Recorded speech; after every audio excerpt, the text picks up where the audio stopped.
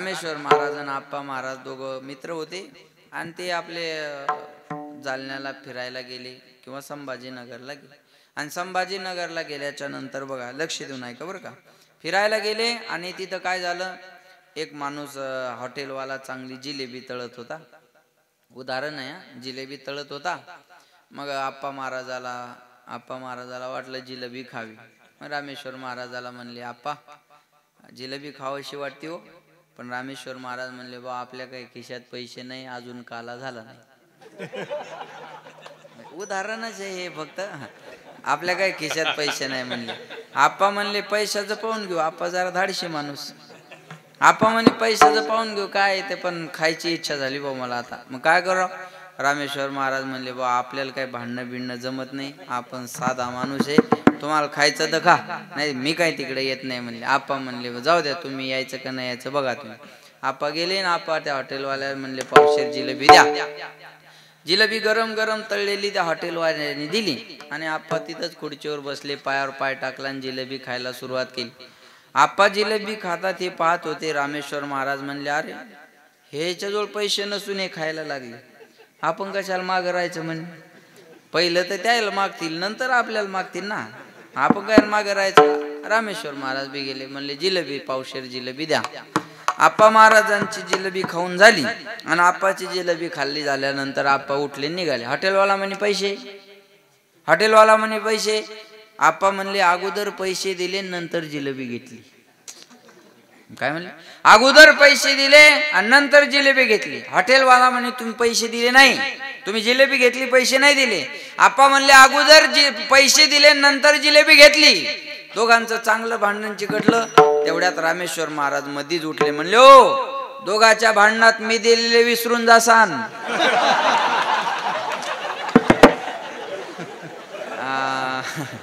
हॉटेलवाला म्हणे नाही नाही, तुम्ही दिलेले माझ्या ध्यानात यान दिले नाही म्हणे, तुम्ही दिलेले मला माहिती आहे, यान दिले नाही म्हणे. रामेश्वर महाराजाला वाटलं आपली निर्दोष मुक्तता झालेली आहे, क्लीन चिट मिळाली आपल्याला आता माडाकडून, आहे का नाही.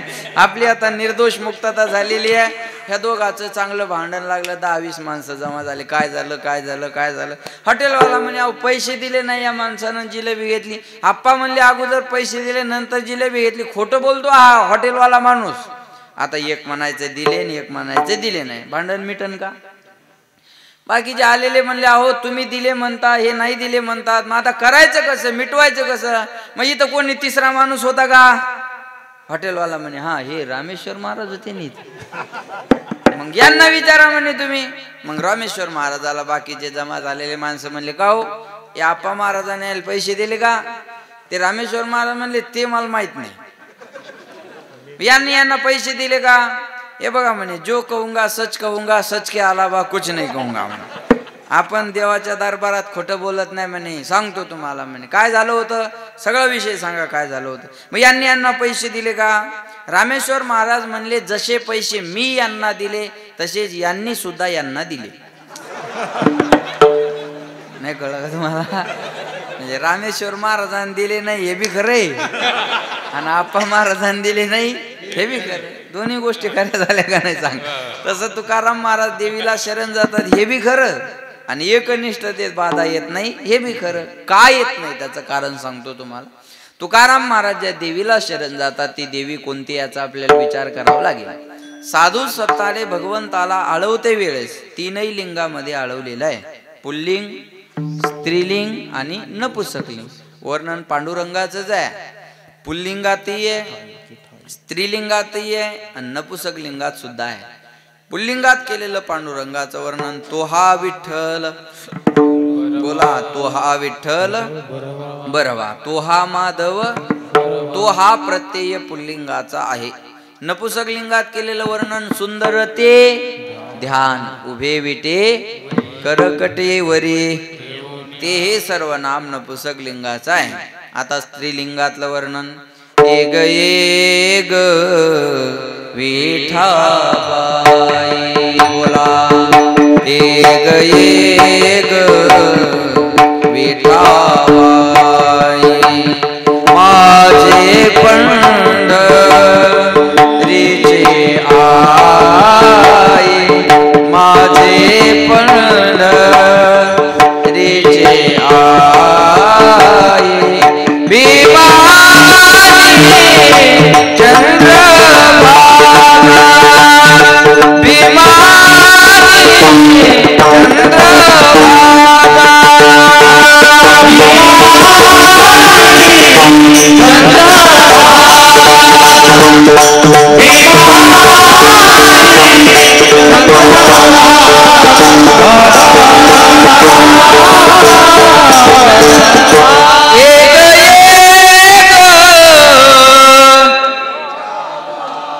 फराळीचा हाणला असेल ना मग एक एक वा एक विठाबाई कुठली नारायणगावची का नाही माझे पंढरीचे आई विमाने चंद्रभागा तुझ्या चरणीच्या गंगा. हे वर्णन पांडुरंगाचं आहे त्याला फक्त स्त्रीचं रूपक केलेलं आहे. रूपक अलंकार अतिशोक्ती अलंकार वर्णन पांडुरंगाचं फक्त रूपक स्त्रीचं केलं आहे का नाही. हे स्त्री रूपकात केलेलं पांडुरंगाचं वर्णन आहे. तसं ती देवी दुसरी तिसरी कोणी नसून पंढरपूर निवासिनी पांडुरंग परमात्मा आहे. आणि देवी आणि देव वेगळा नाही. मी उदाहरण सांगतो म्हणजे कळेल. समजा तुमच्या गावात एखादी बाई मेली, काला वस्तूर मरू नये, नंतर कधीतरी नाडी बंद पडली की समजतात ही गचकली मेली आहे. मेल्यावर काय म्हणतात मग हिच्यातली आत्मी गेली. आत्मी गेली म्हणतात का आत्मा गेला? आत्मा गेला. बाई मेली तरी आत्मा गेला आणि माणूस मेला तरी आत्माच गेला. मग बाई मेल्यावर आत्मी गेली म्हणाय पाहिजे ना? नाही. आत्मतत्वामध्ये भेद नाही, भेद शरीरामध्ये आहे. शरीरात का भेद आहे? दोन्हीचं कार्य वेगळं म्हणून शरीर वेगळं. तसं देवी आणि देव तत्वानं एकच आहे. ऐका. अनंत रूपे अनंत वेशे देखील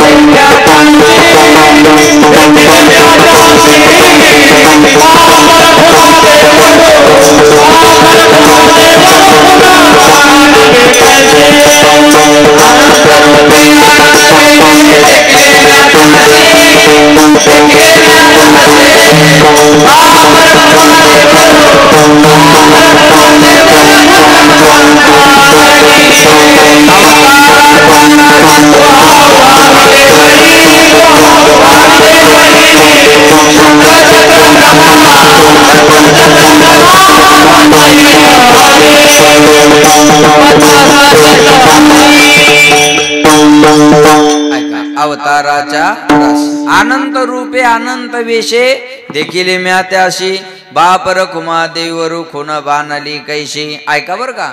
देवी आणि देव तत्वाने अनंत रूपात देव नटला नाना परी भरून उरला चराचरी. ऐका. उदाहरण सांगतो अजून सोपं करून म्हणजे कळेल. हा माईक चालण्यासाठी काय पाहिजे? हा बोला ना. लाईट नाही, लाईट तेव याला करंट पाहिजे. बरोबर आहे ना. करंट पाहिजे. नुसत्या लाईट लावा बरं याला माईक चालू थोडंच होणार आहे. करंट पाहिजे आहे का नाही. माईक चालण्यासाठी काय पाहिजे? करंट. लाईट लागण्यासाठी काय पाहिजे? करंट. टीव्ही चालण्यासाठी काय पाहिजे? करंट. फॅन चालण्यासाठी काय पाहिजे?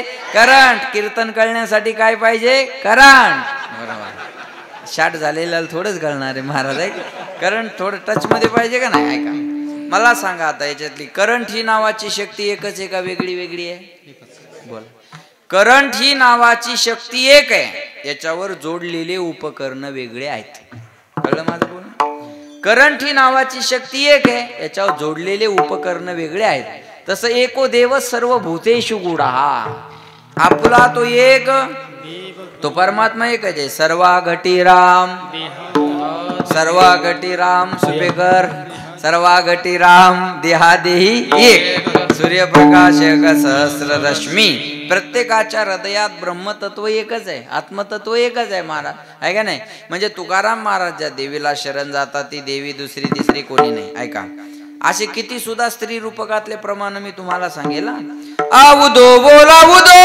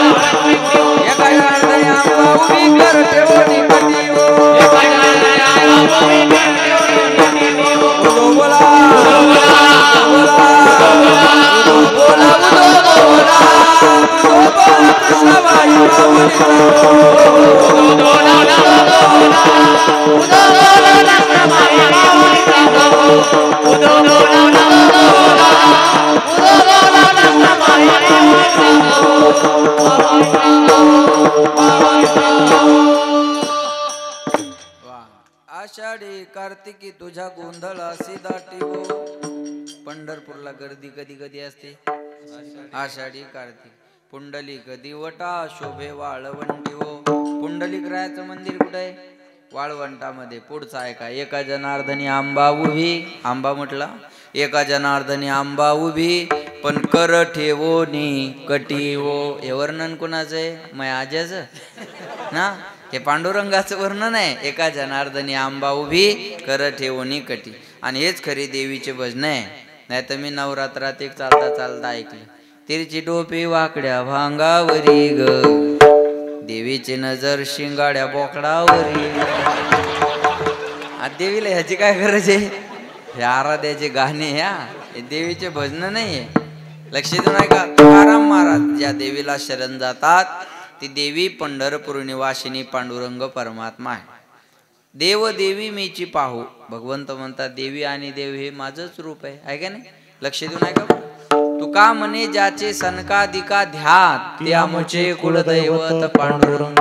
विठ्ठल कुडीचे दैवत, विठ्ठला विठ्ठलोताचिता, विठ्ठला पुण्याने पुरुषार्थ, आवडे मात विठ्ठला. विठ्ठल कुळीचे आमच्या कुळाचं दैवत पांडुरंग परमात्मा आहे. म्हणून तुकाराम महाराज ज्या देवीला शरण जातात ती देवी पंढरपूर निवासिनी पांडुरंग परमात्मा असल्यामुळं त्यांच्या एकनिष्ठतेत बाधा येत नाही. म्हणजे शरण जातात हे खरं, पण देवी पंढरपूरची असल्यामुळं एकनिष्ठतेत बाधा येत नाही हे खरं. आणि त्या देवीची ओळख कुळीची कुलदेवी.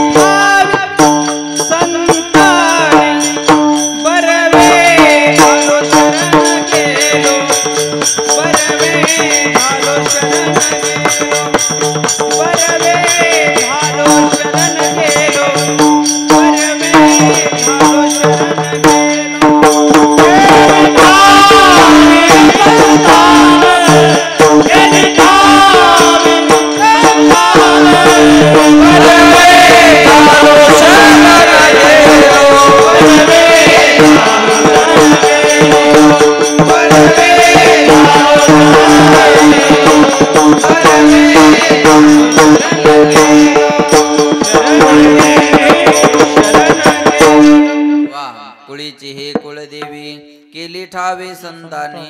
आणि त्या देवीची ओळख महाराज म्हणतात आम्हाला संतांनी करून दिली. ऐका बरं, संताशिवाय जगातल्या देवाची ओळख होणं शक्य नाही. हरिप्राप्तीशी उपाय धरावे संताचे ते पाय.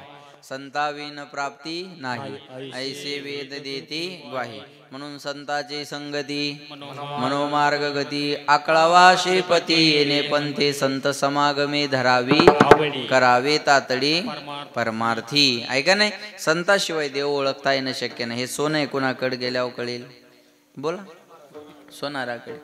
सोनाराकडे गेल्याशिवाय खऱ्या सोन्याची ओळख होणार नाही.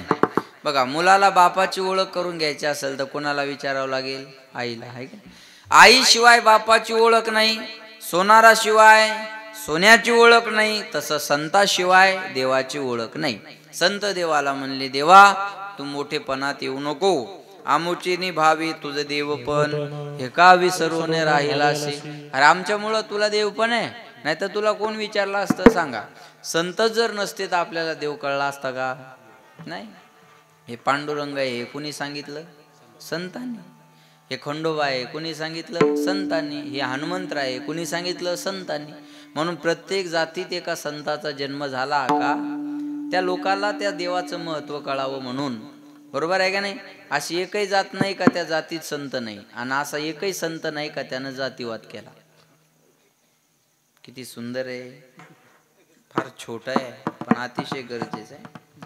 आज मला सांगायचंय तुम्हाला, कोणती जात आहे अशी की त्या जातीत संत जन्माला नाही आले? प्रत्येक जातीत एका संताचा जन्म झाला, पण कोणत्या संतानं जातीवाद केला नाही हे तेवढंच खरं आहे. बघा, शिवाजी महाराजांना 18 पगड जातीतले लोक एकत्र करून स्वराज्याची स्थापना केली.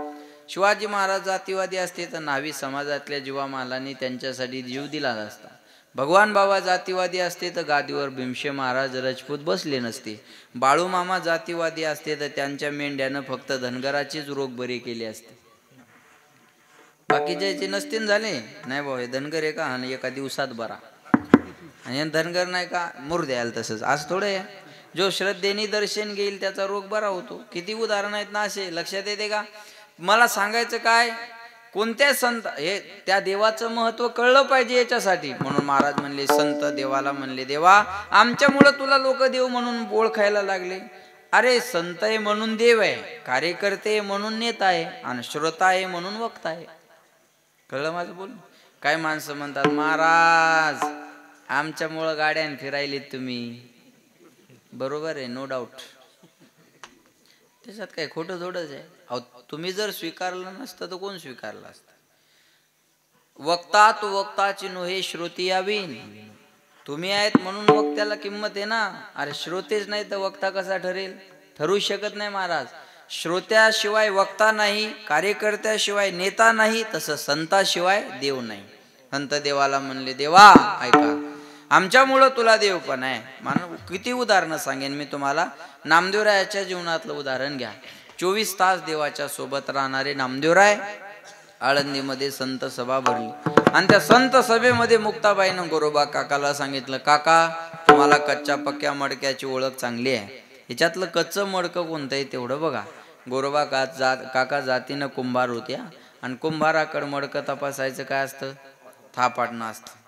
बसलेल्या संत मंडळीला गोरोबा काकांनी ते थापटणं घेतलं आणि तपासायला सुरुवात केली. ज्ञानदादाच्या डोक्यावर मारलं, निवृत्तीनाथांच्या डोक्यावर मारलं. जेव्हा नामदेवरायाच्या डोक्यावर मारणार तेव्हा नामदेवरायाने हात धरला. नामदेवराय म्हणले, ओ लोक आम्हाला घरी नेतात, आमची पाय धुवून आरती करतात, पूजा करतात, तुम्ही आम्हाला घरी आणून मारता, ही काय तुमच्या घरची संत पूजा आहे का? मुक्ताबाईनं सांगितलं, गोरोबा काकांनी सांगितलं, मुक्ताई हे मडकं कच्चं आहे. नामदेवरायाला राग आला. 24 तास देवाच्या सोबत मी राहतो आणि मी कच्चा? सरपंचाच्या सोबत राहून शेततळ पास होत नसेल तर फायदा काय? ते कागदपत्र बसत नाही ना, मग तुमच्या संघाशाला राहतो, कसे बसवायचे बसवा, भेटलं पाहिजे, नाही चाललो दुसरीकडे, आहे का? बरोबर आहे का नाही महाराज सांगा.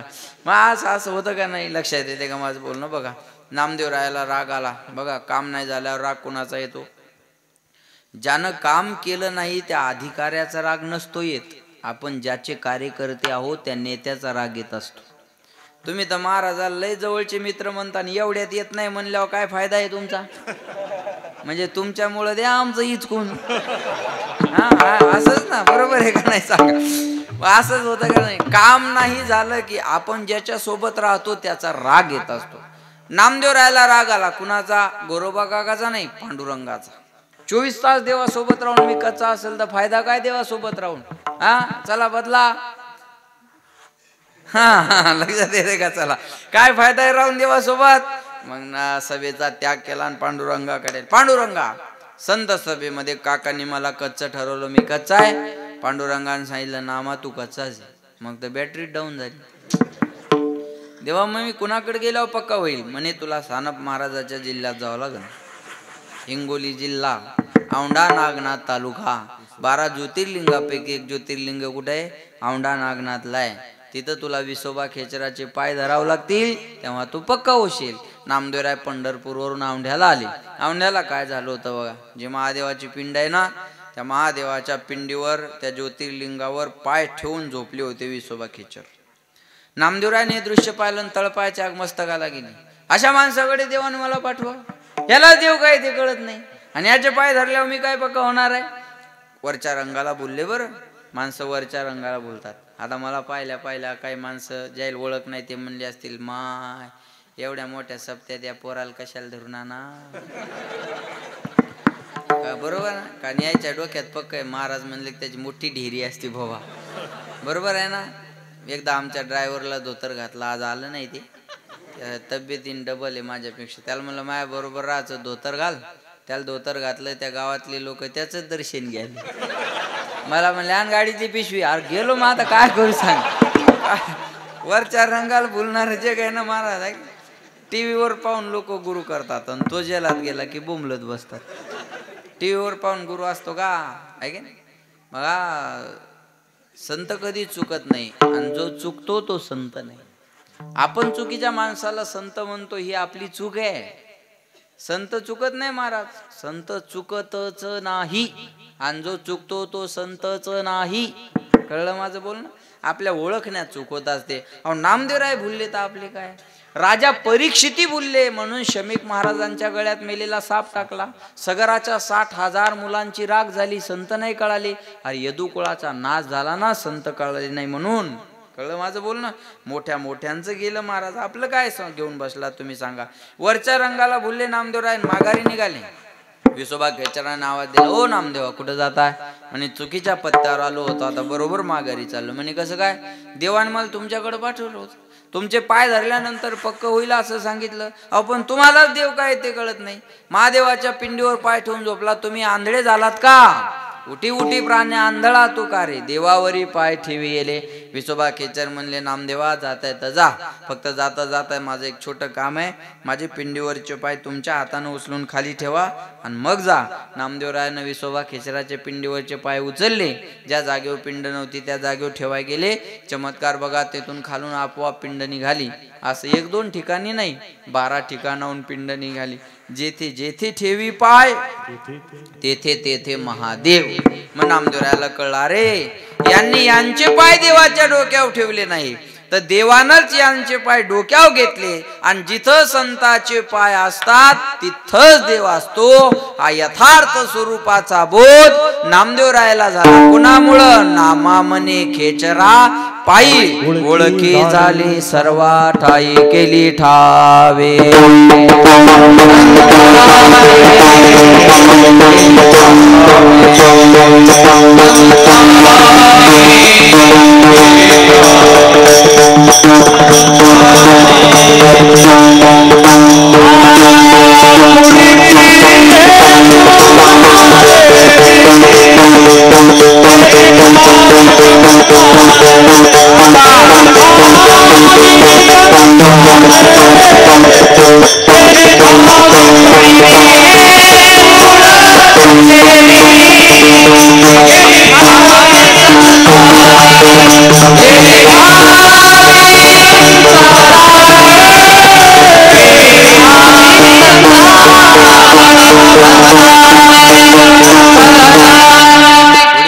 कुळदेवी केली ठावे संतांनी. ऐका, नामदेवरायाला लक्ष द्या. नामदेवरायाला यथार्थ स्वरूपाचा देव कळाला. कुणामुळं. विसोबा खेचरामुळं. म्हणजे विसोबा खेचरा सारखा ओळख करून देणारा होता म्हणून नामदेवरायाला देव कळाला. ओळख करून देणारा बी तसा पाहिजे ना, सांगणारा बी तसा पाहिजे ना. काय माणसाच्या गाथा, ज्ञानेश्वरी, पंचकरण, पंचदशी, विचारसागर, वृत्ती, प्रभाकर, न्याय, वेदांत, साहित्य, व्याकरण तयार असतं, पण उभं राहिलं की बोलता येत नाही. तुम्हाला प्रेझेंट करता आलं पाहिजे ना. तुम्ही संगीत विशारद झालात का विशारद झालात हे गायल्यावर कळलं ना. बरोबर आहे ना. तुमच्या वहीत किती बोल आहे त्याच्यापेक्षा हातातून किती निघतात. वहीत तर एका दिवशी गुरुजी सगळे बोल लिहून देतील, पण प्रॅक्टिकल पाहिजे ना. कळलं का माझं बोलणं.